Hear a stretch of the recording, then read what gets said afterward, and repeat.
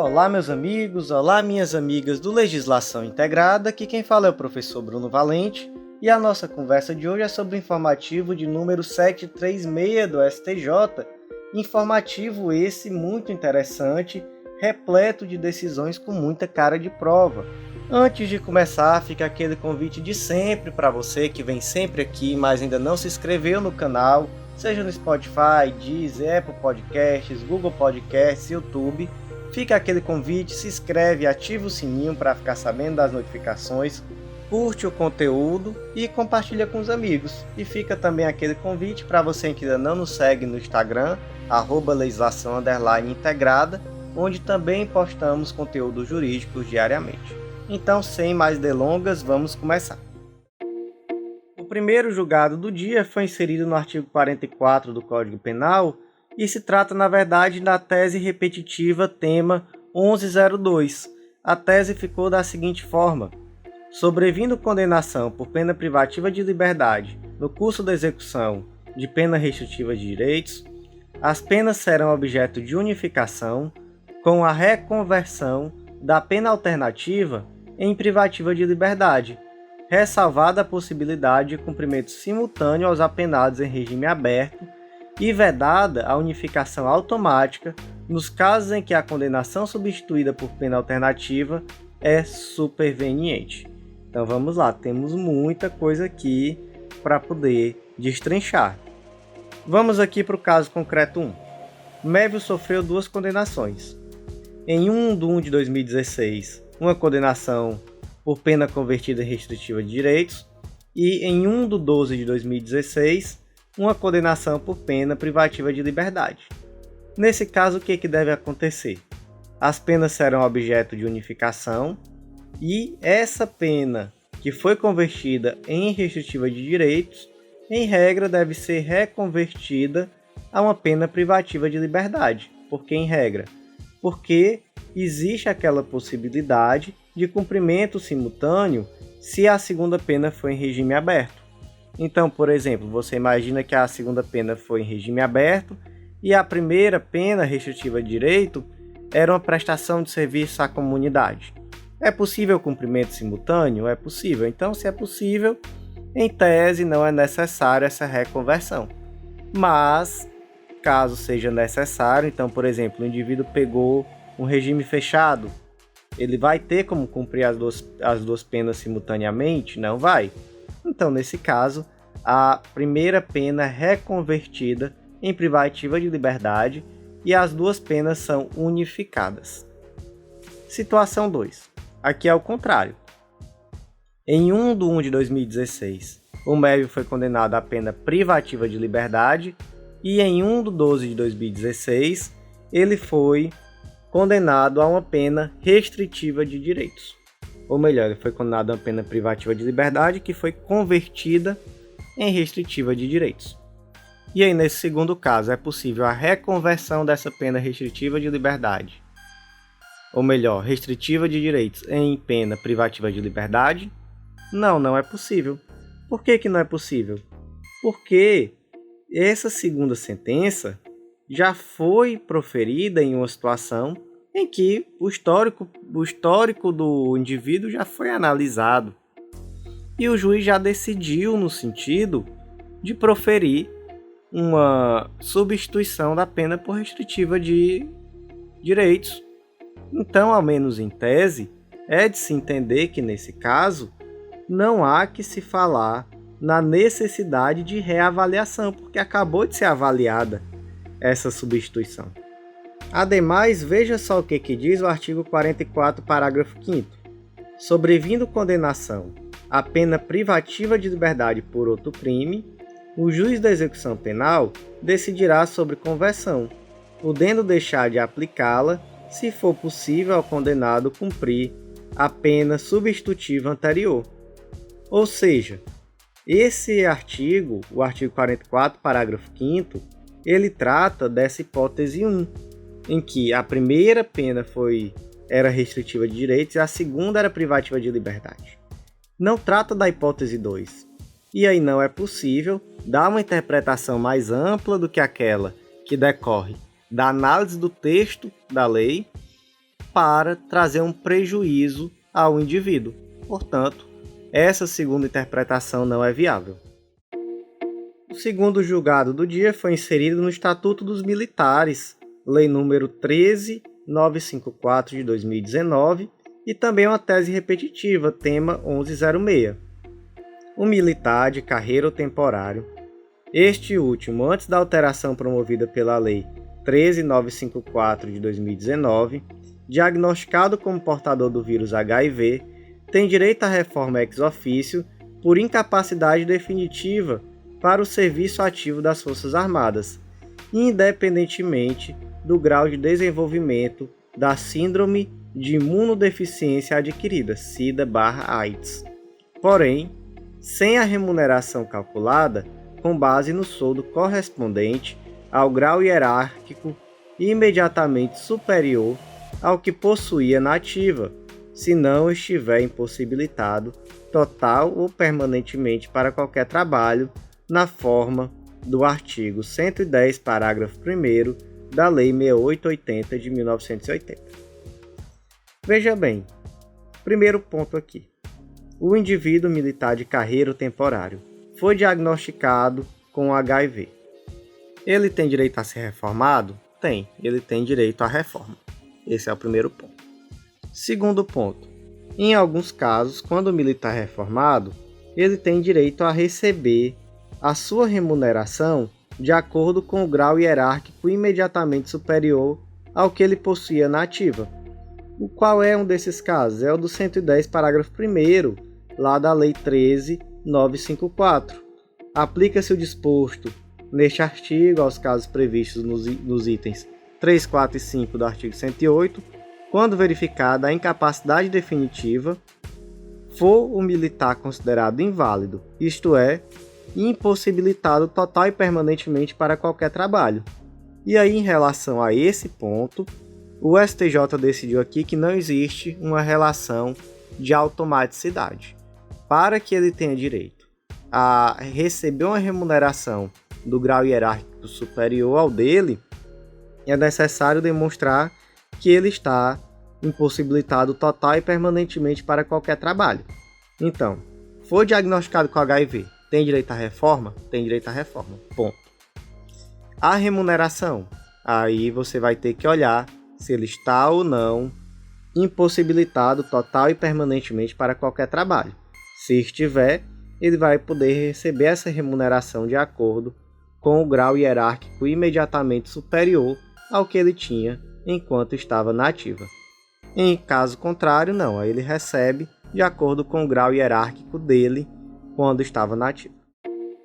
Próximo julgado, inserido na Lei 8429 de 92, Lei de Improbidade Administrativa, mais uma tese repetitiva, tema 1108. A contratação de servidores públicos temporários sem concurso público, mas baseada em legislação local, não configura a improbidade administrativa prevista no artigo 11 da Lei 8429 de 92, por estar ausente o elemento subjetivo dolo, necessário para a configuração do ato de improbidade violador dos princípios da administração pública. Amigos, em relação a esse ponto, é de se destacar, em primeiro lugar, que houve uma alteração muito recente na Lei de Improbidade Administrativa e que com essa alteração não há mais que se falar em improbidade administrativa culposa. Todos os atos de improbidade administrativos previstos na Lei 8429 agora são necessariamente dolosos e mais, há uma exigência de dolo específico, isto é, a demonstração da vontade do agente de efetivamente descumprir a lei. Não basta o dolo simples, é necessário aqui ainda um dolo qualificado, um dolo específico.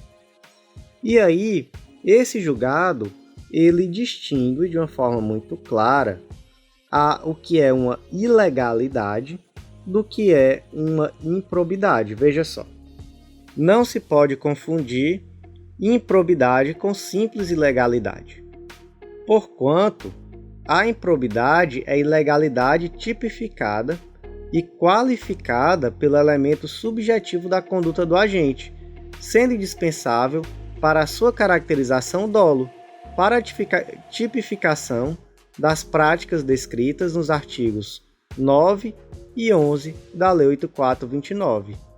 Então, veja bem, a contratação de agentes públicos temporários sem concurso público, baseado em legislação local, desatendidos os requisitos necessários, é inconstitucional? É.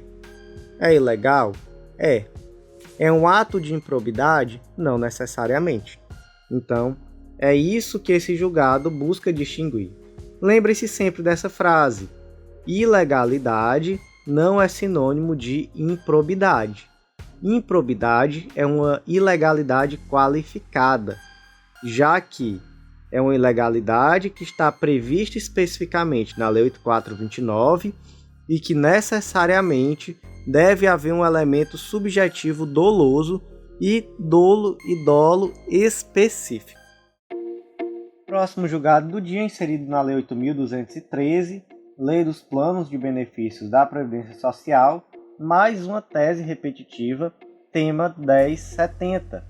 Após o advento da Lei o 9876 de 99, e para fins de cálculo do benefício de aposentadoria, no caso do exercício de atividades concomitantes pelo segurado, o salário de benefício deverá ser composto pela soma de todas as contribuições previdenciárias por ele vertidas ao sistema, respeitado o teto previdenciário. Gente, de uma forma bem simples aqui, qual é o problema?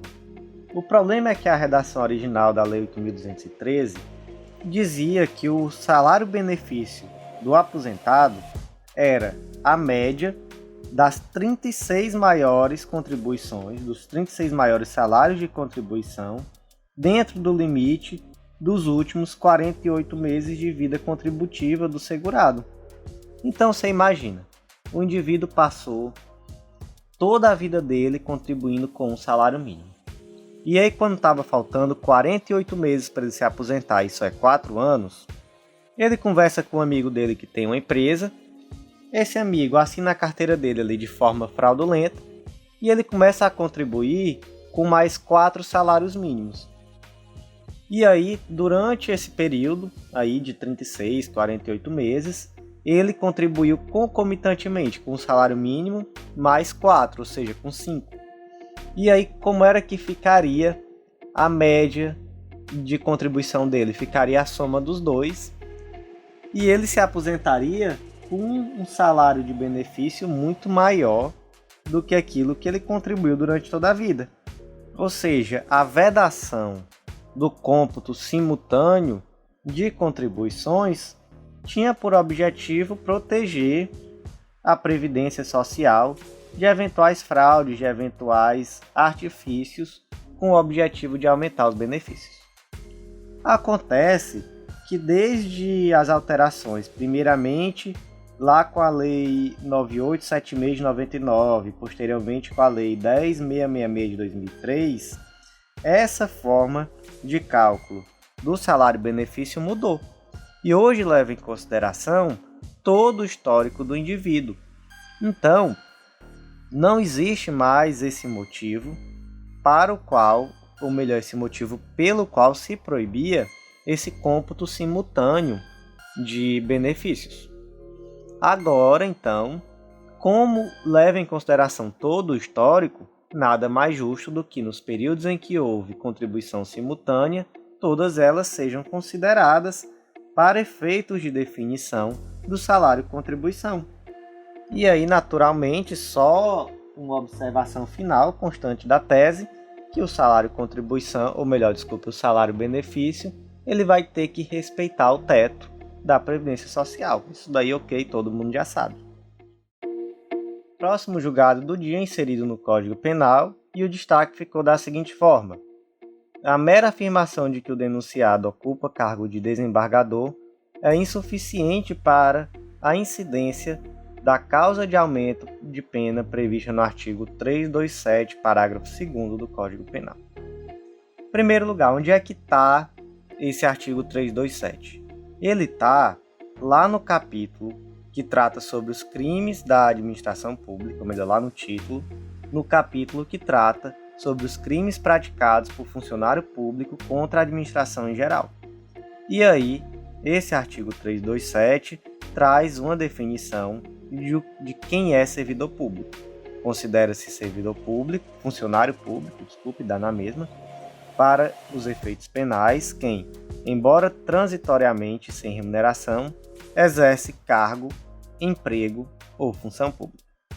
E aí o parágrafo 2º diz que a pena será aumentada da terça parte quando os autores dos crimes previstos neste capítulo forem ocupantes de cargo em comissão ou de função de direção ou assessoramento, de órgão da administração direta, sociedade de economia mista, empresa pública ou fundação constituída pelo poder público. Ou seja, se o indivíduo é ocupante de cargo em comissão ou de função de direção ou assessoramento de órgão da administração direta, ou mesmo de sociedade de economia mista, empresa pública ou fundação instituída pelo poder público, ele já terá, só por isso, uma pena aumentada em 1/3. Um ponto interessante que eu gosto de destacar é que essa causa de aumento não se aplica a dirigentes de autarquias por ausência de previsão legal. Saiu lá no informativo 757 do STF. Em relação aqui a esse caso concreto. No caso concreto, o indivíduo era desembargador. E aí, o simples fato dele ser desembargador vai fazer com que seja aplicada essa causa de aumento? E aí o STJ entendeu que não, e que para que fosse aplicada, o Ministério Público teria que ter demonstrado uma circunstância de imposição hierárquica decorrente desse cargo de desembargador. E aí, só para finalizar, o STJ também entendeu da mesma forma em relação aos parlamentares federais. Então, o simples fato do indivíduo ser deputado, senador, também não atrai essa causa de aumento.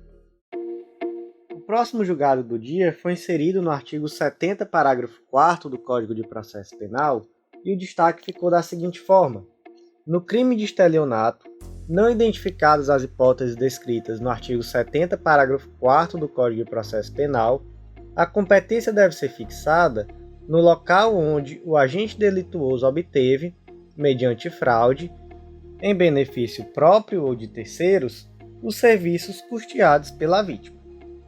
Amigos, lá em 2021, a Lei 14.155 trouxe uma novidade acerca da competência para julgamento do crime de estelionato. Veja só, nos crimes do artigo 171 do Código Penal, quando praticados mediante depósito, mediante emissão de cheque sem suficiente provisão de fundos em poder do sacado, ou com pagamento frustrado ou mediante transferência de valores, a competência será definida pelo local do domicílio da vítima, e em caso de pluralidade de vítimas, a competência firmar-se-á pela prevenção.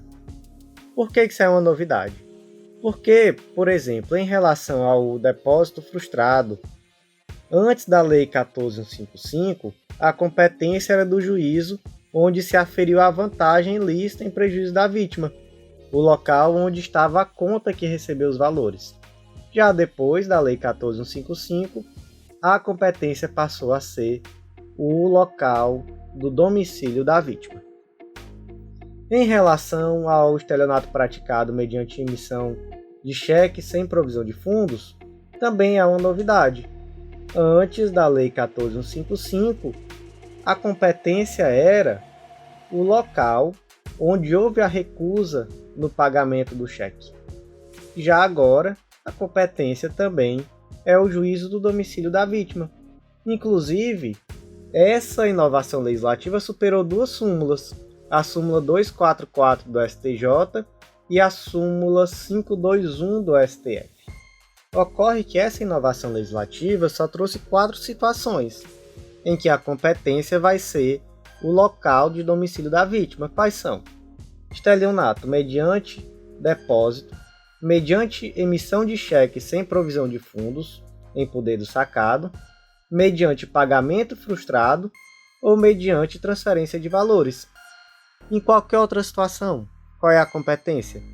Em qualquer outra situação, a competência vai para a regra geral do Código de Processo Penal.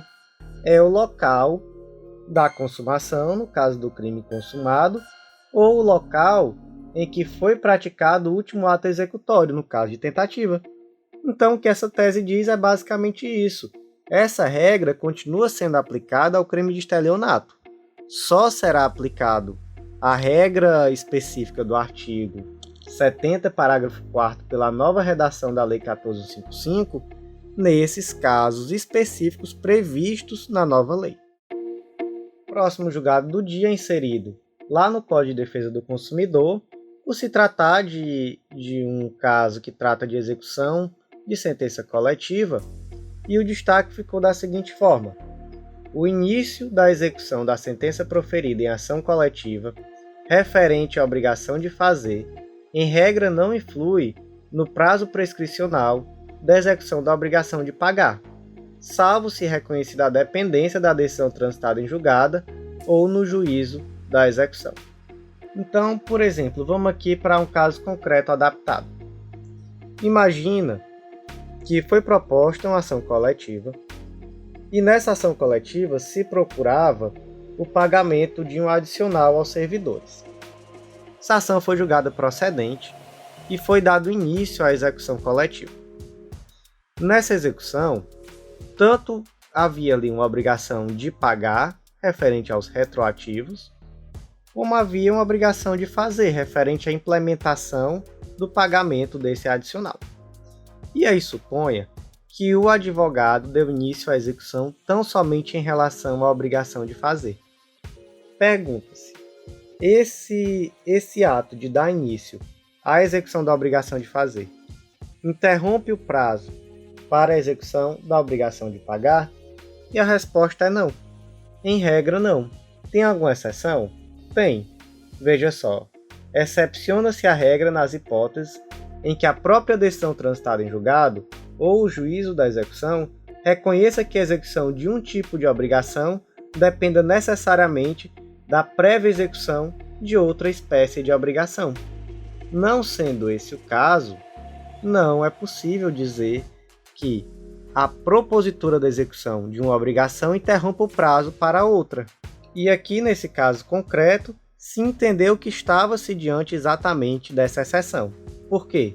Essa é exatamente a hipótese, porquanto somente com a finalização da obrigação de fazer, implementação em folha de pagamento, houve certeza dos valores devidos, possibilitando assim a propositura da execução da obrigação de pagar valores pretéritos. Ou seja, nesse caso concreto aqui, se entendeu que só a partir do momento em que se implementou o pagamento é que se determinou quanto se estaria devendo dali para trás. Por quê? Porque a partir daí foi possível saber quanto era o valor devido, exatamente, e foi possível saber até que dia será a cobrança dos valores retroativos. Então, por exemplo, se implementou em julho de 2019, o retroativo vai até junho de 2019. Antes disso, não tinha como saber até que dia iria o retroativo. Portanto, nesse caso aqui, se entendeu que se estava exatamente diante da exceção. O próximo julgado do dia foi inserido no Decreto-Lei 3365 de 41, que é o decreto-lei que trata sobre desapropriação por utilidade pública, e é um julgado bem interessante. O destaque ficou da seguinte forma: na hipótese de desistência da ação de desapropriação por utilidade pública, face à inexistência de condenação e de proveito econômico, os honorários advocatícios sucumbenciais observam o valor atualizado da causa, assim como os limites da lei das desapropriações. Gente, no caso aqui, o Decreto-Lei 3365 traz uma disposição específica acerca da condenação por honorários. Essa disposição está lá no artigo 27, parágrafo 1º. Veja só o que diz. A sentença que fixar o valor da indenização, quando este for superior ao preço oferecido, condenará o desapropriante a pagar honorários do advogado, que serão fixados entre 0,5% e 5% do valor da diferença. observado o disposto no parágrafo 4º do artigo 20 do CPC, não podendo os honorários ultrapassar R$ 151 mil. E aí detalhe, só para começar essa questão de não poder ultrapassar R$ 151 mil, já foi declarado inconstitucional lá na ADI 2332, que saiu inclusive no informativo 902 do STF. Então, esquece essa limitação a R$ 151 mil. Esse é o primeiro ponto. Acontece que o Decreto-Lei 3365, aqui no artigo 27, parágrafo 1º, ele só traz uma hipótese muito específica, onde será regida a condenação de honorários, que é quando houver diferença entre o preço oferecido e o preço final pago. Não traz, por exemplo, o valor da condenação por honorários no caso de desistência da ação, ou mesmo no caso de simples improcedência do pedido de desapropriação. E aí surgem dois problemas. Nesses casos, qual vai ser o percentual de honorários aplicados? Vai ser o do artigo 27, parágrafo 1º da Lei 3365, ou vai ser a regra geral de condenações contra a fazenda pública, lá no artigo 85, parágrafo 3º, parágrafo 3º mesmo do CPC. E aí, qual vai ser? Segundo ponto, qual vai ser a base de cálculo de incidência desses valores percentuais previstos, seja em uma norma, seja em outra? E aí, o Tribunal de Justiça tinha afastado totalmente o Decreto 3365 e simplesmente aplicado a previsão do Código de Processo Civil. Tinha aplicado aqueles percentuais lá no artigo 85, parágrafo 3º, e tinha utilizado como base de cálculo o valor atualizado da causa, já que o artigo 85, parágrafo 2º do CPC diz que a base de cálculo será o valor da condenação, do proveito econômico obtido ou não sendo possível mensurá-lo, do valor atualizado da causa. É o caso aqui. Não há um proveito econômico direto, então seria o valor atualizado da causa. Acontece que o STJ entendeu que a base de cálculo está certa, é o valor atualizado da causa, mas o percentual a ser aplicado vai ser o percentual previsto lá no Decreto-Lei 3365, que é um percentual que vai entre 0,5% e 5% do valor da diferença, ao passo que, se fosse aplicado o artigo 85, parágrafo 3º, esse percentual iria de um mínimo de 1 até o máximo de 20%, a depender do valor da causa. Então, por exemplo, se fosse uma causa de baixo valor é até 200 salários mínimos, seria um mínimo de 10% e um máximo de 20%. Se fosse uma causa de alto valor, então, por exemplo, uma causa com valor acima de 100 mil salários mínimos, aí seria de 1 a 3% do valor da causa. Veja só como o Decreto-Lei 3365 é melhor para a fazenda pública, que paga um percentual bem menor, de 0,5% a 5%.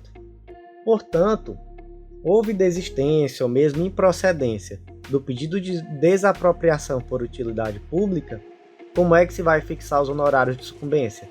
Vai ser de 0,5% a 5% incidente sobre o valor da causa. Então você vai aplicar um misto aqui, um transforme entre o artigo 27, parágrafo 1º do Decreto-Lei 3385 e o artigo 85, parágrafo 2º do CPC. O próximo julgado do dia foi inserido no Código Civil e o destaque ficou da seguinte forma: o termo inicial do prazo prescricional para o ajuizamento da ação de indenização por dano moral e material conta-se da ciência inequívoca dos efeitos decorrentes do ato lesivo. Amigos, trata-se aqui de um julgado bem importante, porque ele traz muitos conceitos teóricos importantes.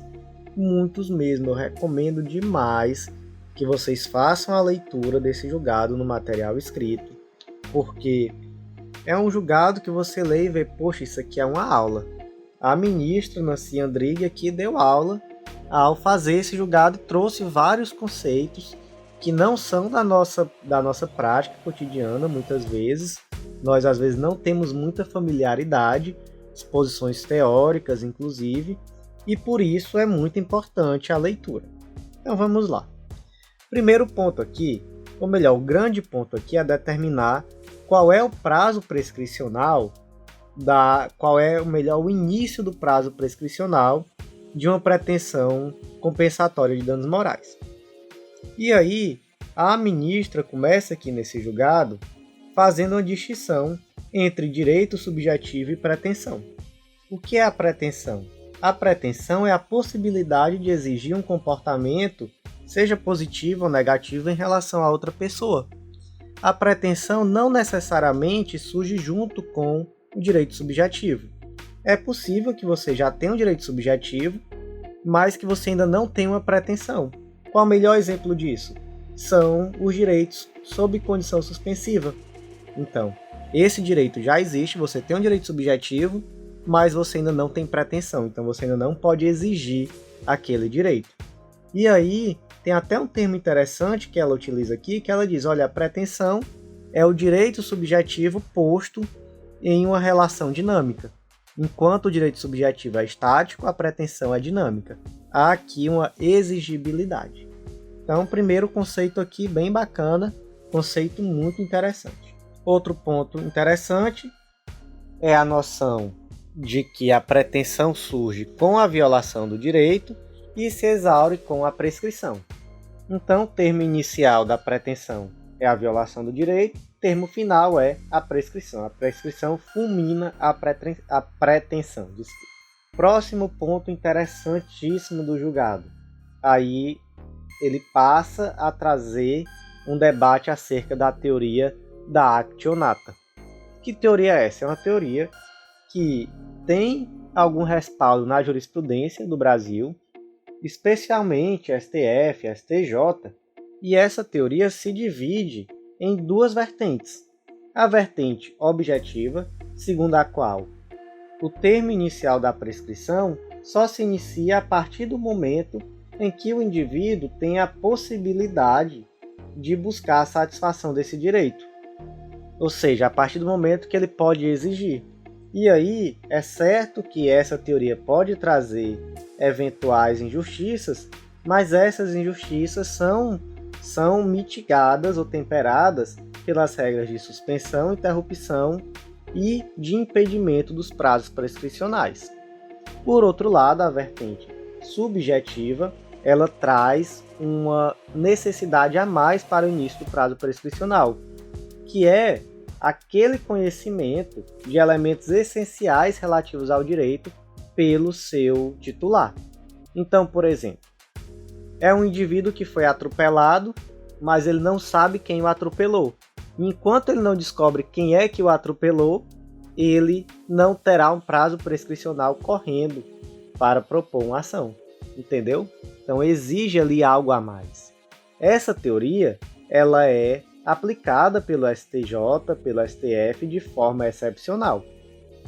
Um bom exemplo aqui, a súmula 278 do STJ, que trata sobre o termo inicial do prazo prescricional na ação de indenização, em que o segurado teve, e que esse termo inicial, ou melhor, é a data inicial em que o segurado teve ciência inequívoca da incapacidade laboral. Então veja só, enquanto a vertente objetiva ela vai favorecer a segurança jurídica, a vertente subjetiva vai dar um peso maior à questão da justiça. E aí o julgado passa a trazer algumas situações em que é mais comum, ou melhor, em que a teoria subjetiva, da accionata subjetiva, é mais adequada. Então, por exemplo, naqueles prazos prescricionais mais curtos, nos casos de relações jurídicas de direito absoluto ou relações jurídicas extracontratuais, a gente vai tratar em relação a esses conceitos aqui também, que são importantes. E traz também um ponto que é interessante, que é o de que os estándares objetivos para a verificação do momento do início do prazo prescricional, na teoria subjetiva da accionata, eles devem levar em consideração os padrões de atuação do homem médio. Então, deve-se verificar A partir de que momento é de se entender que o homem médio já teria conhecimento daqueles requisitos essenciais para buscar o seu direito? Tá, então vai ser a partir desse momento que o prazo prescricional inicia.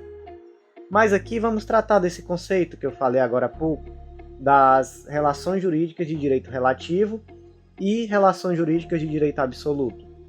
As relações jurídicas de direito relativo nada mais são do que aquelas decorrentes de relações obrigacionais. Então são relações entre dois indivíduos, por isso que é relativo.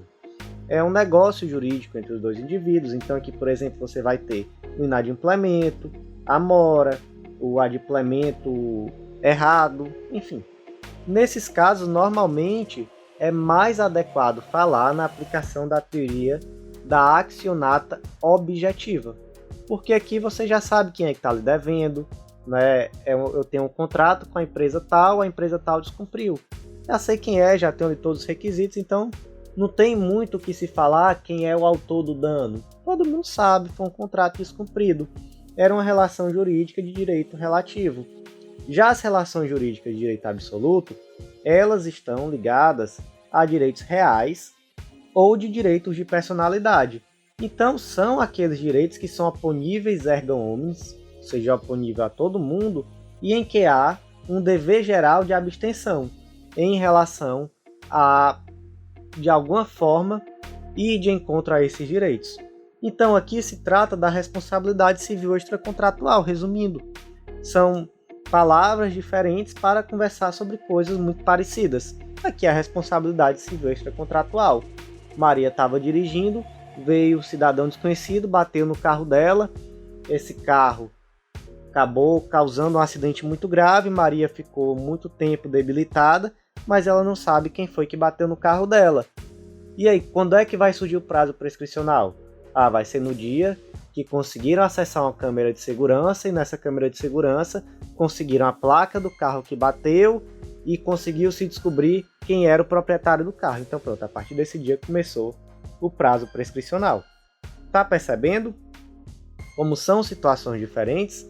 Se fosse um contrato, você já sabia quem eram as duas partes, não tinha muito o que falar nisso. Então, veja só que situações interessantes. Claro que aqui se fala, não se está tratando de forma taxativa. Se está dizendo, essa teoria costuma ser melhor aplicada nesses casos, essa outra costuma ser melhor aplicada nesses casos. E aqui, inclusive, a ministra trouxe 4 casos em que o viés subjetivo da teoria da accionata costuma ser mais adequado. No caso de pretensões de prazo prescricional curto, no caso, quando houver a constatação na hipótese concreta de que o credor tinha ou deveria ter ciência do nascimento da pretensão e que deve ser apurada a partir da boa-fé objetiva e dos estándares de atuação do homem médio. Então, aqui na verdade é basicamente uma forma de determinação de qual vai ser o termo inicial da prescrição quando se aplicar a teoria da accionata subjetiva. Terceira situação, o fato estiver diante de responsabilidade civil por ato ilícito absoluto. Aqui, responsabilidade extracontratual, via de regra. E D, a expressa previsão legal a impor a aplicação do sistema subjetivo. Então, se houver expressa disposição legal, aí também se aplica. Exemplo de expressa disposição legal, o artigo 27 do Código de Defesa do Consumidor, que diz que o prazo prescricional se inicia a partir do conhecimento do dano e de sua autoria. Veja só que interessante. Outro caso, o artigo 206, parágrafo 1º, inciso 2, a linha B do Código Civil, que estabelece que nos contratos de seguro em geral, o termo inicial é a ciência do fato gerador da pretensão. Então, 2 casos aqui em que a lei traz expressamente a accionata subjetiva. Interessante, né? Muita coisa, muita teoria, mas toda essa teoria só para tratar de um caso concreto que nem era assim tão complexo, mas foi bastante floreado para se chegar até aí.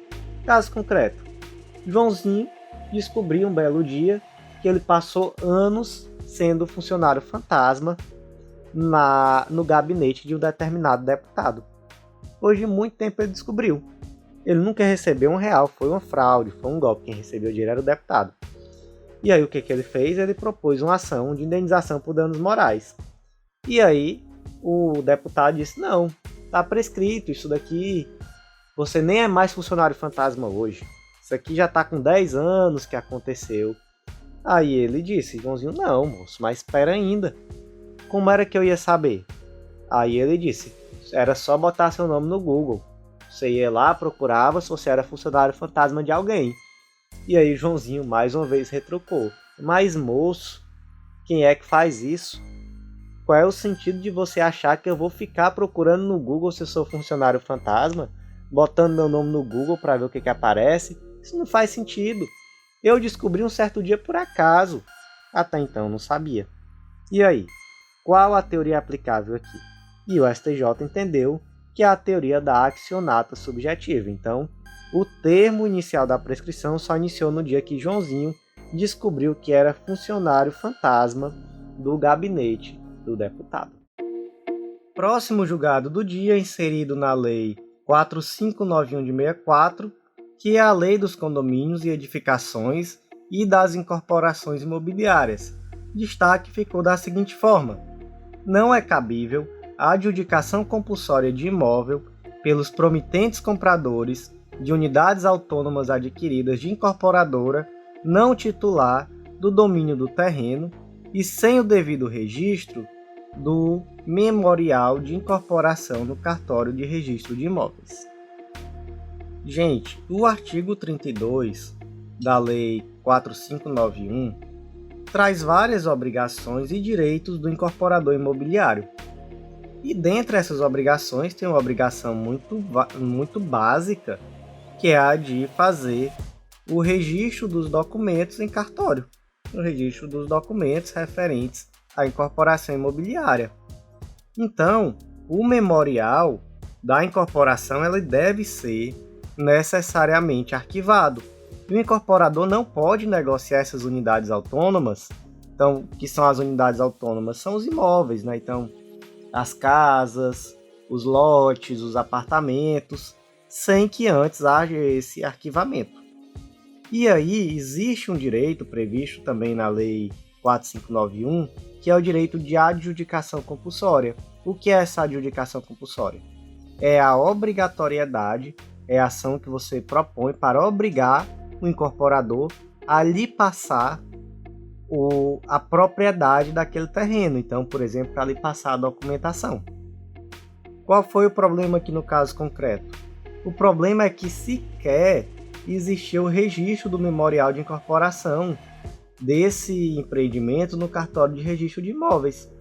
E não havendo esse registro, não é cabível sequer a adjudicação compulsória do imóvel pelos promitentes compradores. Então, olha só que situação complicada. E aí, qual foi a solução que o STJ chegou? Chegou à solução de que, nesse caso, o que seria possível fazer era rescindir os contratos e reconhecer a responsabilidade dessa suposta incorporadora que agiu ali, se não de má fé, mas pelo menos de uma forma bem com descaso, digamos assim, e condenar ela em perdas e danos. Então, rescindir os contratos e condenar em perdas e danos. Porque, veja bem, se não havia sequer registro do memorial da incorporação, como é que se poderia adjudicar? Não dava para adjudicar. Próximo julgado do dia, inserido lá no Decreto-Lei 167 de 67, que é o Decreto-Lei que trata sobre títulos de crédito rural. O destaque ficou assim: no contrato de financiamento garantido por cédula rural hipotecária, na forma do Decreto-Lei 73, a ausência de previsão específica do seguro por morte não conduz à quitação do contrato. Qual é o problema? O problema é que o artigo 76 desse Decreto-Lei diz que serão segurados, até o final do resgate da cédula, os bens nela descritos e caracterizados, observada a vigente legislação sobre seguros obrigatórios. Então veja só, existe aqui a previsão de um seguro obrigatório nos títulos de crédito rural. Qual é o detalhe? É que esse seguro obrigatório ele recai exclusivamente sobre os bens dados em garantia.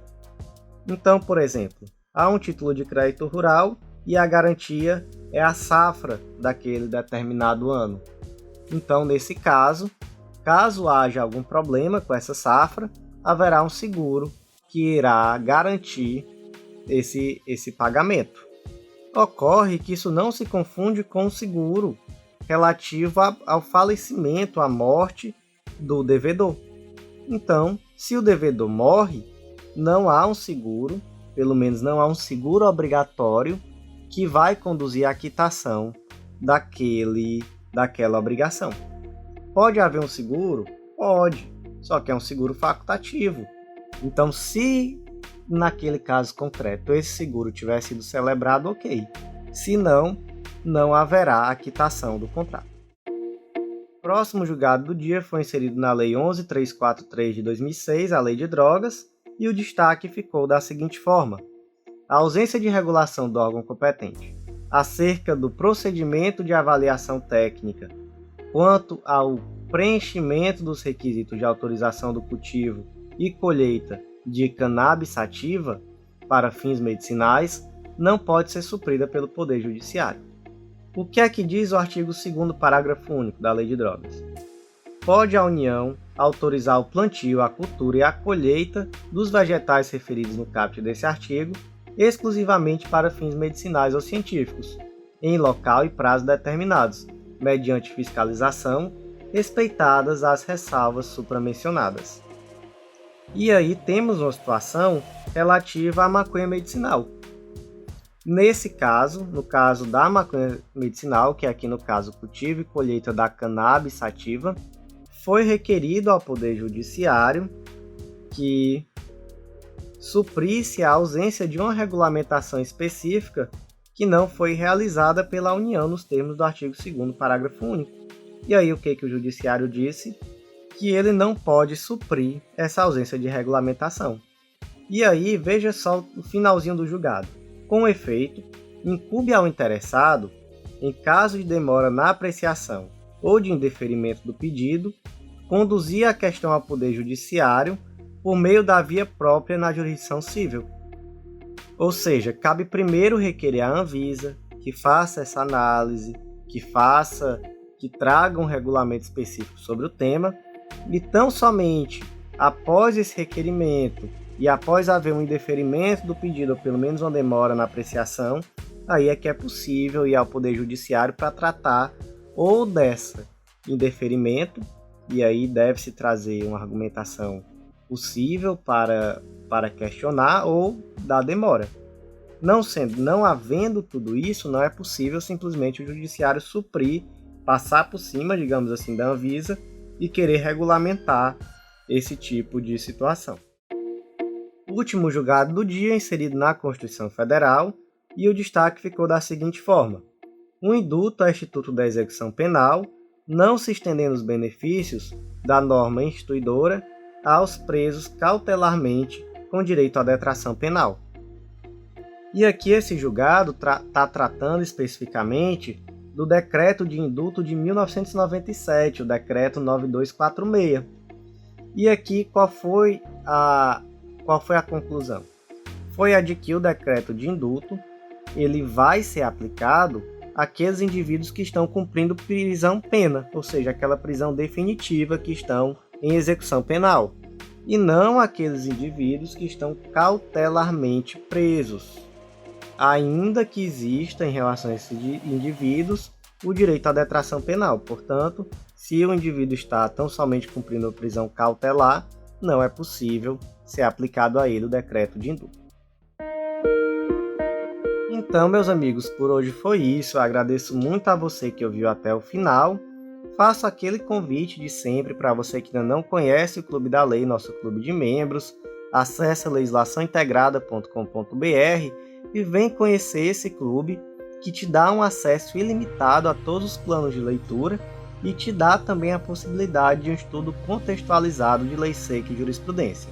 Material atualizado toda semana e atualizado pelo informativo que a gente utiliza aqui para gravar o podcast. Então, a certeza de um estudo super completo e atualizadíssimo de lei seca e jurisprudência. Então, meus amigos, por hoje foi isso. Aguardo vocês no nosso próximo podcast. Um grande abraço.